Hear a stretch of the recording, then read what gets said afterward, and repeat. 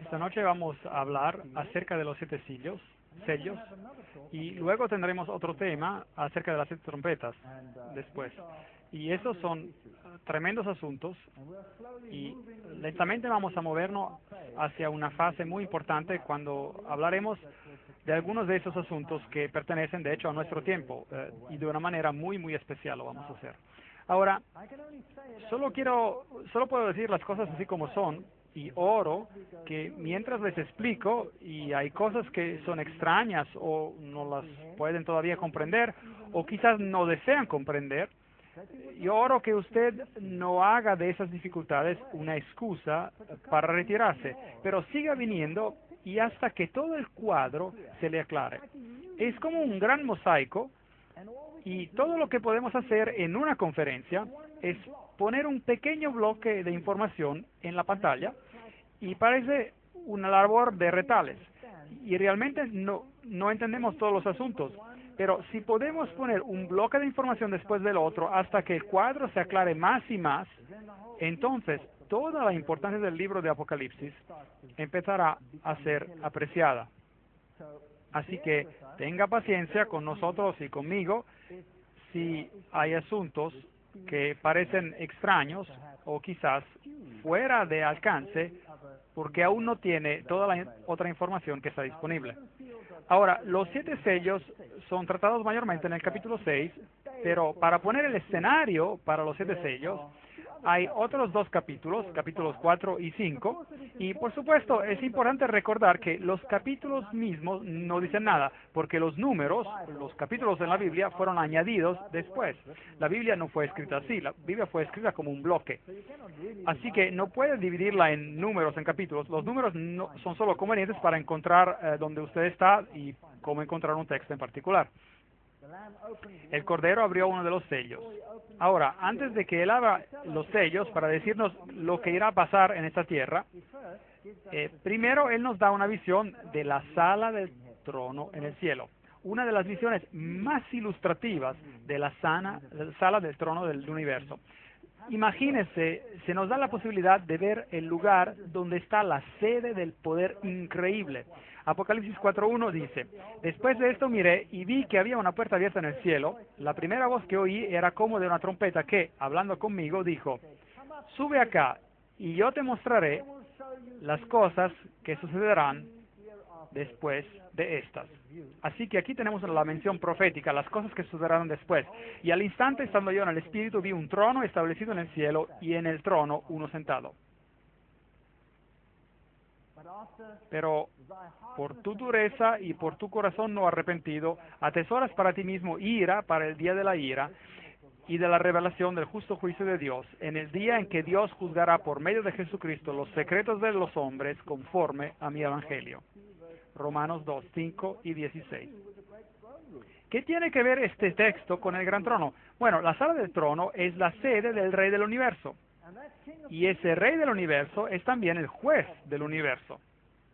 Así que antes de que Dios nos permita mirar a lo que va a pasar en esta tierra, y mirar a las apostasías que vendrán, y las terribles cosas que los hombres harán, Él nos da una visión de su majestad y de su poder. Y nos da una visión de que, a pesar del hecho de que parezca que el otro lado está ganando, Él está en control. Y finalmente, Él será el juez, y llegará y el tiempo de juicio. Entonces, habrá un juicio, una investigación, un pronunciamiento de la sentencia, y entonces vendrá un juicio ejecutivo. Y cuando llegue el momento donde se ejecute el juicio, la sentencia, será mejor que nos encontremos del lado correcto. Porque es necesario que todos nosotros comparezcamos ante del tribunal de Cristo para que cada uno reciba según lo que haya hecho mientras estaba en el cuerpo. 2 Corintios 5:10. No cabe duda, Jesús tiene todo bajo control. Dios tiene todo bajo control. Hechos 17:31. Por cuanto ha establecido Dios un día en el cual juzgará al mundo con justicia por aquel varón a quien designó, acreditándolo ante todos al haberlo levantado de los muertos. No cabe ninguna duda, Jesús algún día pondrá fin al pecado.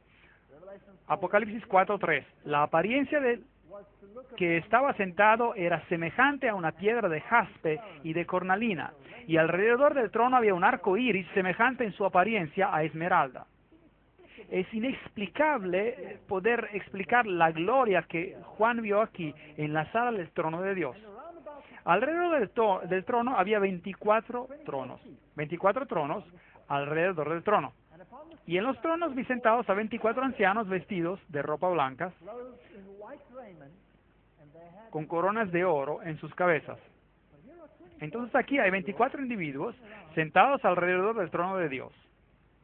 Del trono salían relámpagos, truenos y voces. Juan ni siquiera puede explicar la gloria que ve. Él solo ve relámpagos de luz y la voz de Dios como un estruendo. Y delante del trono ardían 7 lámparas de fuego, que son los 7 espíritus de Dios. Ahora, explicamos esto antes. Dios es uno, hay un espíritu, pero los 7 representan los periodos de tiempo, como lo explicamos anteriormente. Dios tiene el control en todos los periodos de tiempo, en todos los siglos, incluyendo el tiempo en el cual estamos viviendo ahora. Ahora, ¿quiénes son esos 24 ancianos? Ahora, en el santuario terrenal también había 24 ancianos, y leemos sobre ellos en el libro de Crónicas 1, primero de Crónicas 24:7, y él nos dice que se dice que se echó a suerte, y la primera suerte tocó a Joiarib, la segunda a Jedayás, y luego los nombra a todos esos ancianos, el tercero, el cuarto, el quinto, el sexto, el séptimo, y nos dice quién eran esos ancianos que fueron escogidos, y los nombra en una lista que sigue hasta el versículo 19.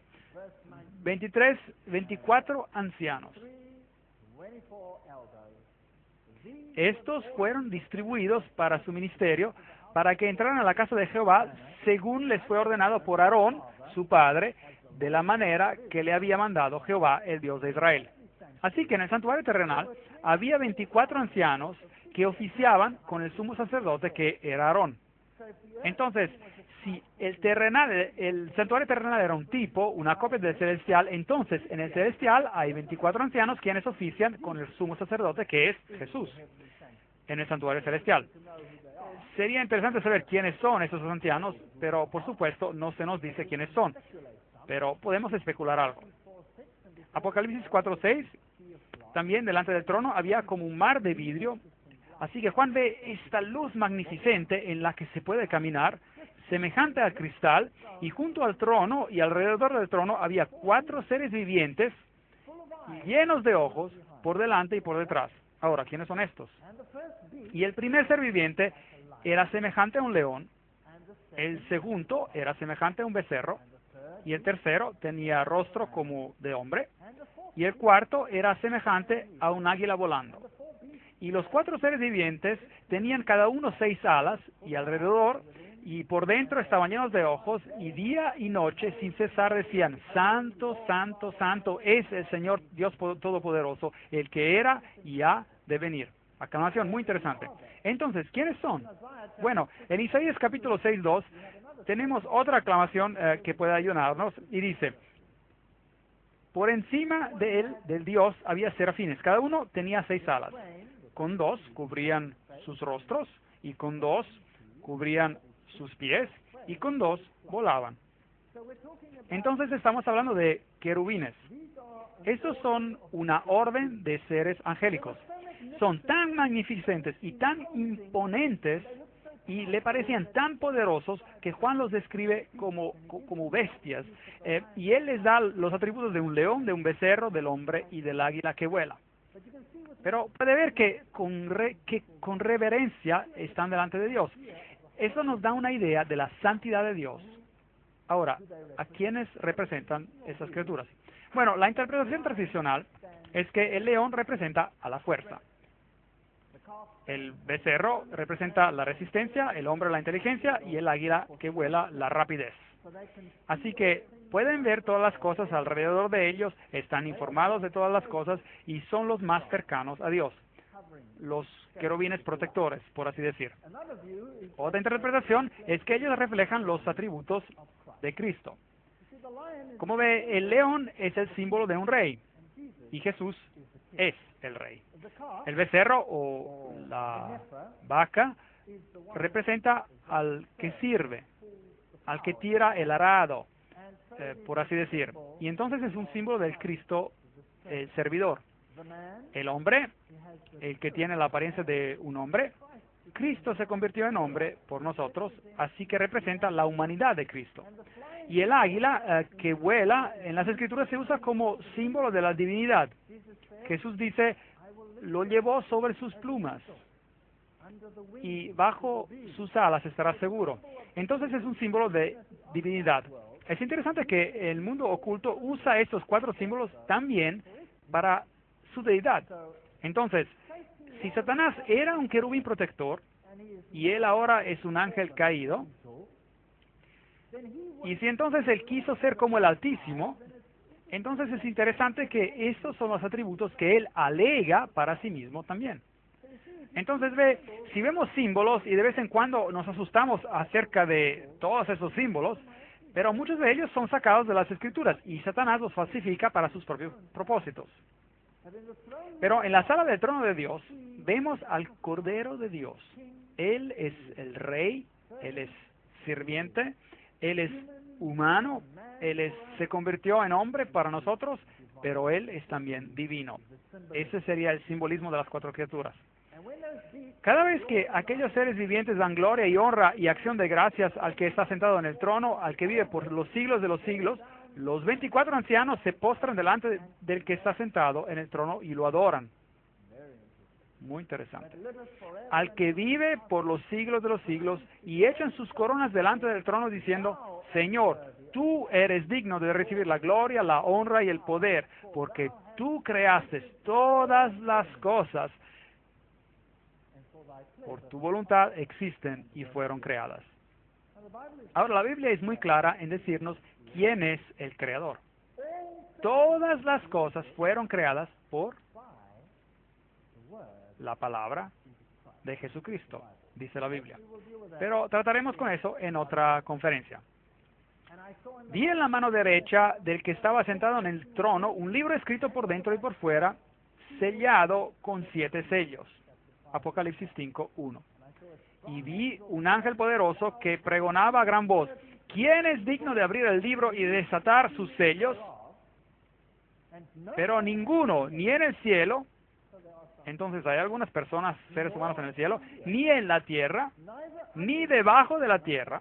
Así que ningún muerto está a la altura de poder abrir, no importa cuán buenos hayan sido, si eran como Abraham, o como el rey David, o como Adán mismo. ninguno de ellos está a la altura de abrir el libro, ni siquiera de mirar adentro de él. Entonces, ¿quiénes eran esas personas que él vio en el cielo? Ahora, los querubines, podemos entender, eran ángeles. Pero los 24 ancianos, ahora, la Biblia dice que cuando Jesús se levantó de los muertos, las tumbas fueron abiertas, ¿no es correcto? Y los primeros frutos que se levantaron de los muertos, y la Biblia dice que cuando Él entró al cielo, cuando Él ascendió al cielo, Él llevó cautiva a la cautividad, Efesios 4:8. Es decir, Él llevó a personas con Él, ¿no es correcto? Así que las personas que habían sido redimidas a lo largo de los siglos fueron levantadas de los muertos en esta fase y fueron con Él al cielo. La Biblia también nos dice que hay algunos individuos en el cielo. Enoc, por ejemplo, fue trasladado sin conocer a la muerte y fue llevado al cielo. ¿No es así? Elías, como un representante de aquellos quienes serían trasladados después del diluvio, fue también llevado por un carruaje de Dios al cielo. ¿No es así? Entonces Elías está allí. Y luego hay un verso muy interesante en el libro de Judas, donde el arcángel Miguel discute con Satanás acerca del cuerpo de Moisés. Así que Moisés también tuvo una resurrección especial y fue llevado al cielo. Y es por eso que Elías y Moisés pudieron aparecer en el monte de la transfiguración y apoyar a Cristo en el tiempo de su agonía antes de que pasara por los hechos de sus últimas horas. Así que hay un número de personas en el cielo. Y de entre ellos, obviamente, hay 24 que sirven en el santuario celestial como los 24 ancianos. ¿Quiénes exactamente son? No sabemos. Podríamos especular de que Moisés sea uno de ellos, o Elías, o Enoc, pero los otros nombres no los tenemos. Veremos algún día, nos enteraremos de quiénes eran. Pero es una historia interesante. Así que lo terrenal es una copia de lo celestial, el santuario terrenal y celestial. Pero ningún hombre era digno de abrir a los sellos. Si el hombre era suficientemente digno en los ojos de Dios para haber sido llevado al cielo, no hace diferencia, porque ningún hombre en el cielo y ningún hombre en la tierra y ningún hombre debajo de la tierra que jamás haya vivido es digno de abrir los sellos. Pero afortunadamente hay una solución. Apocalipsis 5:4. Y lloraba yo mucho porque no se hallaba nadie que fuera digno de abrir el libro, ni siquiera de mirarlo. Ahora, este documento era sellado con 7 sellos. Y en los tiempos antiguos solían sellar, en los tiempos romanos, un testamento, una última voluntad o testamento con 7 sellos. Y, por supuesto, si eso no era abierto, entonces no había heredad. Entonces, si el libro de los 7 sellos no es abierto, no hay heredad. Y somos perdidos para siempre. Es por eso que Juan lloró. Pero si podrían ser abiertos y el testamento leído, y si hubiera una ejecución del testamento, entonces seríamos redimidos. Y hay solo uno que ha dejado una memoria y testamento y vive para poder recibirlo. Porque normalmente cuando uno muere y deja un testamento, uno tiene que depender en alguien más para que lo abra, ¿no es correcto? Y para ejecutarlo, y si él es el único que puede heredar, el único que puede heredarlo está muerto, bueno, entonces tenemos un problema porque el que tiene que heredarlo está muerto y no puede heredarlo más. A menos que, por supuesto, él es Dios y ha sido resucitado por medio de su propio poder. Increíble. Y entonces encontramos esto. Entonces uno de los ancianos me dijo, no llores, porque el león de la tribu de Jehová, la raíz de David, ha vencido para abrir el libro y desatar sus 7 sellos. Así que todo no está perdido. El Dios hombre está ahí. Miré y vi en medio del trono. Entonces, ¿qué se supone que es? Si Él está en medio del trono, bueno, entonces Él está sentado en el asiento de la deidad, de Dios. Y de los 4 seres vivientes y en medio de los ancianos estaba en pie un cordero como inmolado, que tenía 7 cuernos. Un cuerno es el asiento del poder, de reinado por los siglos. Él es rey, y si miran el libro de Daniel, verá que un cuerno representa un rey o un reinado. Y 7 ojos, él ve a lo largo de los siglos, los cuales son 7 espíritus de Dios enviados por toda la tierra, y no solo por parte de ella. Versículo 7, él vino y tomó el libro de la mano derecha del que estaba sentado en el trono. Y cuando hubo tomado el libro, los 4 seres vivientes y los 24 ancianos se postraron delante del Cordero. Todos tenían arpas y copas de oro llenas de incienso, que son las oraciones de los santos. Entonces, las oraciones de los santos son representadas como incienso. Y los méritos de Cristo hacen que las oraciones sean aceptables a Dios. Maravillosa imagen que tenemos aquí. Y la música celestial llena el lugar del trono mientras adoran al Cordero. Y cantaban un cántico nuevo, diciendo: digno eres tú de tomar el libro y de abrir sus sellos, porque tú fuiste, aquí está la respuesta, inmolado, y con tu sangre nos has redimido para Dios. Así que estos 24 ancianos que están diciendo esto, ¿eran humanos o eran ángeles? Debieron que ser humanos. ¿Por qué? Porque fueron redimidos, es correcto. Así que sabemos que hay seres humanos en el cielo ahora mismo, quienes fueron redimidos, y los que están en el cielo son aquellos que subieron en el traslado de las primicias, como dijimos antes. Y hay 3 seres que sabemos, que la Biblia menciona, que fueron trasladados o tuvieron una resurrección especial. Porque tú fuiste inmolado, y con tu sangre nos has redimido para Dios de todo linaje, lengua, pueblo y nación. Eso se deshace de todo tipo de exclusividad. Así que hay algunos que creen hoy que la salvación es por nacimiento. ¿Haya conocido a alguien que cree así? Personas que creen en la salvación por nacimiento. Dicen: yo pertenezco a la raza correcta, o pertenezco al grupo étnico correcto, por eso yo soy salvo. Los judíos tenían esa teología particular, y hay muchos grupos en el mundo hoy en día que creen que son salvos como una consecuencia de su estado especial. Hay muchas creencias interesantes allá por el mundo. Salvación por nombre que uno tiene, salvación por sombreros hasta. Pero ya no les voy a hablar de eso. Algunas personas creen que si tienen el vestido correcto, entonces son redimidos y se presentan ahí así, a sí mismos así en el mundo. Tú no eres salvo por tu nacimiento, no eres salvo por lo que te pones o cómo te conformas a esto o a otra posición. Tú eres salvo por medio de tu relación con Jesucristo. Es así como tú eres salvo.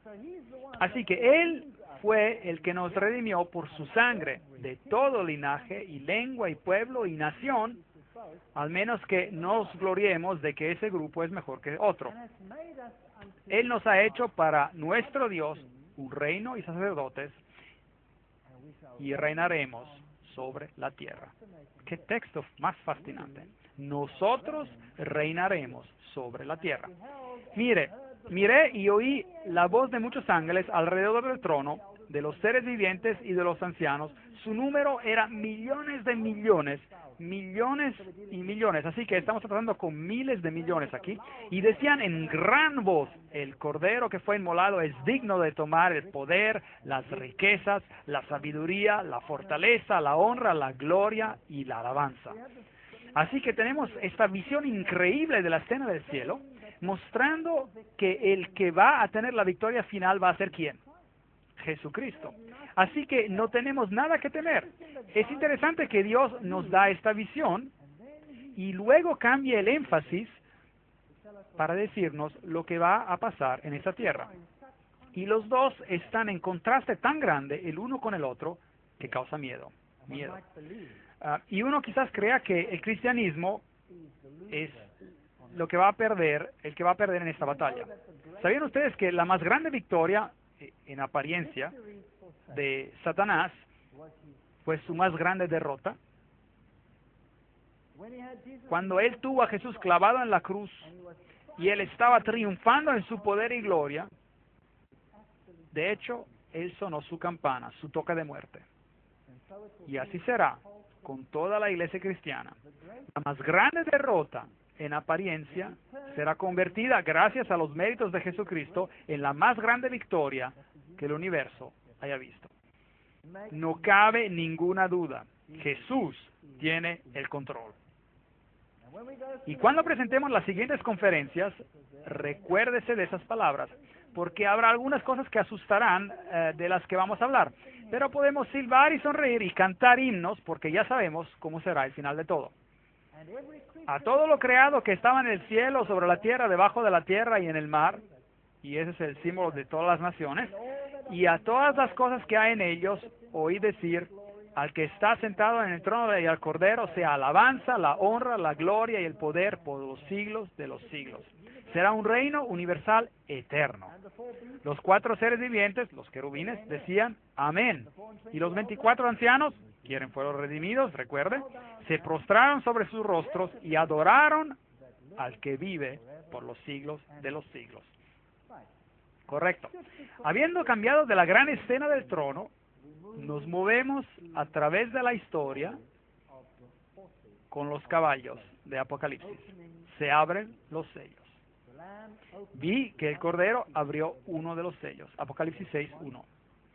Y él ve a un caballo, a alguien que cabalga un caballo blanco, y salió venciendo, conquistando.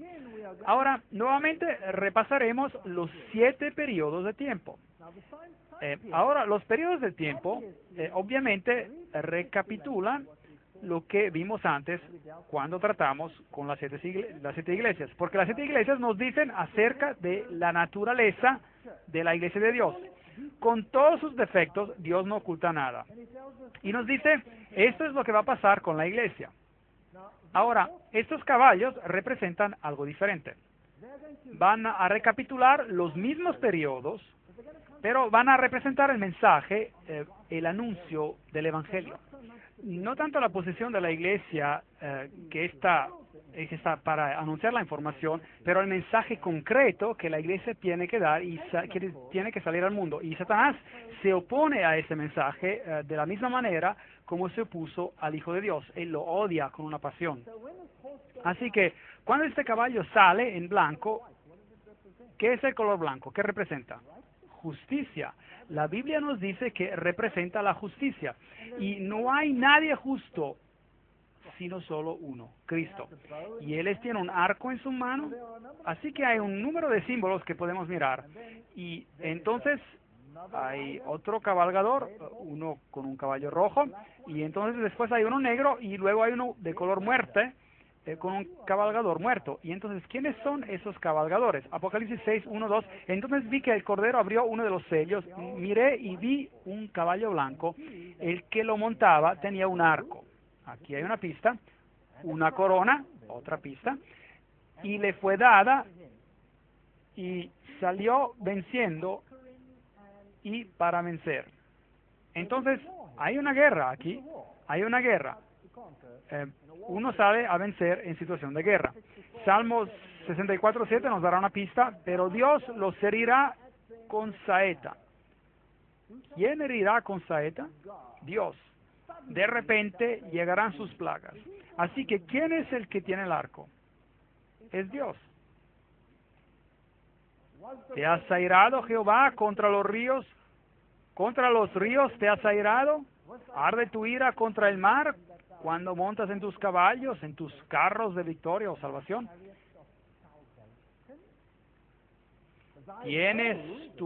Aquí está la pista, ¿tienes tu arco preparado? Aquí está la pista. Los juramentos a las tribus fueron palabras seguras. Selah, has hendido la tierra con los ríos. Habacuc 3:8-9. Ahora aquí tenemos una buena pista. ¿Está Dios preocupado en conquistar el planeta en términos de pensamientos terrenales? No. Este es su mensaje. Es la palabra de Dios. Y el arco es el que dispara y trae el Evangelio en el corazón. Y el primer mensaje que salió fue cuando Jesús empezó su iglesia novata, era el mensaje de salvación por medio de Jesucristo. Y Él salió con poder y pureza, porque Dios había limpiado por sí mismo a un pueblo que estaba dispuesto a representar la justicia y la verdad, la iglesia primitiva. Entonces, el portavoz del Evangelio que salió era inadulterado. Todos sabían que Jesucristo era el Señor, solo Él podía salvar y que por medio de su sangre somos redimidos. Esa es la historia que salió al mundo para anunciar el Evangelio. Entonces, es una fe que conquista. El blanco representa una fe pura. Una mujer blanca, la mujer vestida de blanco en Apocalipsis representa la verdad en su pureza. La novia que ha sido redimida y lavada en la sangre del Cordero. Pero es necesario que permanezcáis fundados y firmes en la fe, sin movernos de la esperanza del Evangelio que habéis oído, el cual se predica en toda la creación que está debajo del cielo. Colosenses 1:23. Es muy importante. Si usted acepta este mensaje y usted está seguro, anclado en la roca de manera que no puede ser movido, entonces usted estará establecido en la verdad. Y para estar establecido en la verdad y no ser movido, tiene que conocer la palabra de Dios y tiene que comerla. Eso significa incorporarla y actuar conforme. Y veremos que para ser bien establecidos en la verdad, para no ser movido, es un punto muy importante que estaremos tratando en otro momento. Entonces, el segundo sello se abre y aquí viene un caballo rojo. ¿Y rojo es el color para qué? Sacrificio. Es el color de la sangre. Es el color de sacrificio. Así que cuando vimos a las 7 iglesias, la primera era Éfesos, ¿se acuerdan? Y era una iglesia que tenía un buen mensaje y era de doctrina pura y tenían discernimiento y podían ver quiénes eran los que se llamaban a sí mismos judíos cristianos y no lo eran. Y quien trató de infiltrar en el principio, pero su discernimiento mantuvo a estas personas afuera. Y luego vino otra iglesia llamada Esmirna. ¿Se acuerdan de ella? Mirra. ¿Y qué pasó allí? Hubo un tiempo de gran persecución y sangre fue derramada. Entonces, aquí la sangre se está derramando y la razón por qué esta sangre se derrama es porque Satanás está contraatacando el mensaje del Evangelio. Y él está haciendo todo en su poder para corromperlo. Los que se mantienen fieles a los principios del Evangelio prefieren morir antes de quedarse por vencidos. Y aquellos que no se mantienen fieles a los principios, ¿qué harán? Empezarán a comprometerse.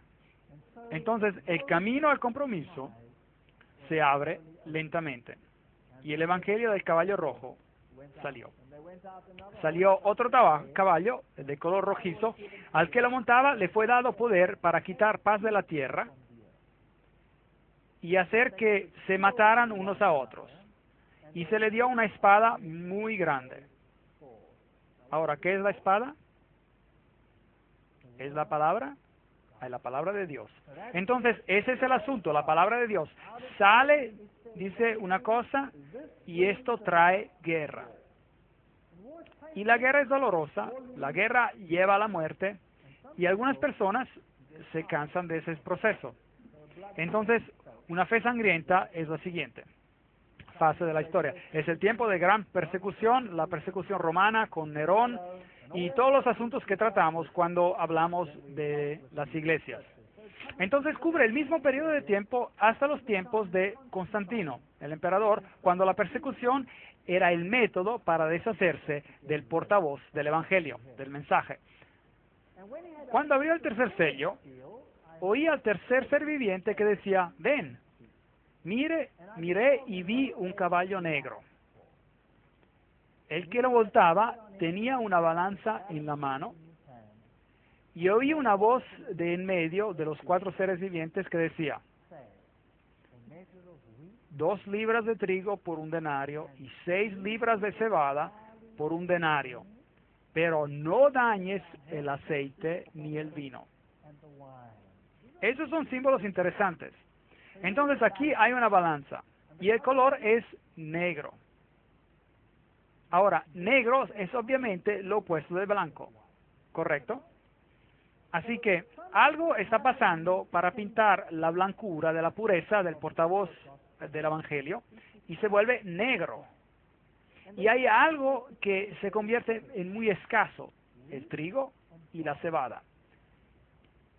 Y luego hay algo más que está con problemas, el vino y el aceite. Ahora, estos símbolos todos representan el portavoz del Evangelio. Como ve, el trigo es un símbolo de Jesucristo. Jesucristo nació en Belén, en hebreo Bethlehem, la canasta de pan. Bueno, Jesús dice, yo soy el pan de la vida. Jesús es el pan viviente que viene del cielo. Entonces, el pan está en problemas. Y la cebada era la primera cosecha que tomaba lugar en Israel, la cosecha de la cebada. Y de hecho, la ofrenda de sacrificio agitado era de gavillos de cebada y representaba también la resurrección en Jesucristo. Y el cuerpo de Jesucristo, el portavoz del Evangelio. Entonces, el trigo y la cebada serían escasos. El mensaje del Evangelio de salvación en Cristo está bajo presión. Pero Dios sigue trabajando y Él dice, no dañes el aceite y el vino. ¿Qué representa el aceite? Es el símbolo del Espíritu Santo. Era vaciado en los candelabros para que el mundo pudiera tener la luz de la verdad. Y el vino es un símbolo de la doctrina. Jesús dice, no puedes vaciar vino nuevo en un cuero de vino viejo. No puedes vaciar el gran mensaje de la salvación en Jesucristo en un molde que no lo va a poder contener. Entonces el vino es un símbolo del Evangelio. Jesús también dice, yo soy la vid y ustedes son mis pámpanos. Él es el que nos da vida por medio de su mensaje del Evangelio. Entonces, estos son los elementos que están puestos bajo presión y que se están comprometiendo, así por decir. Entonces, el caballo negro obviamente representa un tiempo cuando la palabra de Dios se vuelve escasa. Y esto es cuando el problema del compromiso ingresa a la iglesia. Ese es un tiempo cuando Constantino casa el paganismo con el cristianismo. Entonces, es una fe comprometida. Y si seguimos los mismos periodos de tiempo. Por tanto, mirad vosotros y por todo el rebaño, dice Pablo, para apacentar la iglesia del Señor, porque yo sé que después de mi partida entrarán en medio de vosotros lobos rapaces. Y por si acaso, ¿cuán temprano en la iglesia entró la influencia corrupta de la iglesia? A la iglesia. En el principio, justo en el principio. Había un hombre llamado Simón Mago, ¿lo recuerdan en la Biblia? Y él pensó que podía comprar el poder de Dios con su dinero.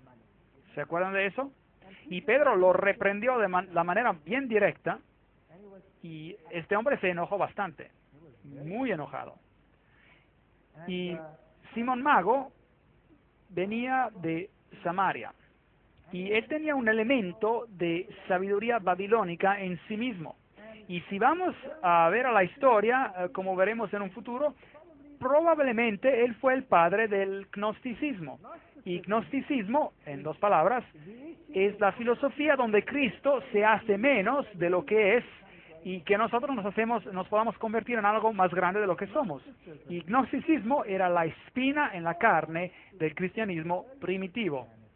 Y los principios del gnosticismo juegan un rol vital hoy en día, como veremos en las conferencias más adelante. La cruz de Cristo era la que dividió la historia. Pero echó por tierra la verdad y hizo cuanto quiso y prosperó. Daniel 8:12. Vendría un poder que destruiría al portavoz del Evangelio. Salvación solo por medio de Cristo fue reemplazada por los requerimientos de la iglesia. Entonces, eso es lo que básicamente ocurrió. Y la iglesia misma se puso como mediadora entre hombre y Dios. En vez de ir directamente a Cristo, uno ahora pasaba por la iglesia.